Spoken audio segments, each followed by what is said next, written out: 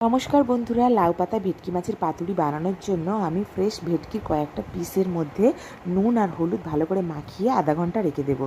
ততক্ষণে আমি সাদা সর্ষে, কালো সর্ষে, পোস্ত, দুটো কাঁচা লঙ্কা, একটু সামান্য নুন দিয়ে জল দিয়ে ভালো করে মিহি পেস্ট বানিয়ে নেবো। আর লাউ পাতাগুলিকে গরম জলে এপিট ওপিট জাস্ট ওলট পালট করে রেখে দেবো। আর দেখো, মাছের মধ্যে বাটা মশলাটা নিয়ে নেব।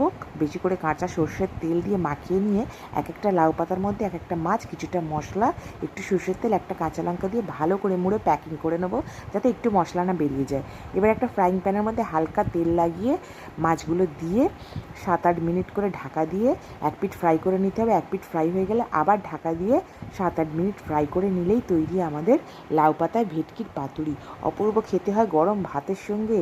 এই এক একটা পাতুরি খেতে যা লাগে না। আমার ভিডিও যদি ভালো লাগে দেখে তোমরা অবশ্যই বানিও, নিশ্চয়ই খেতে ভালো লাগবে তোমাদের। দেখো, ভালো লাগলে ভিডিওটা লাইক, কমেন্ট, শেয়ার করো, পেজটা ফলো করো। Thank you.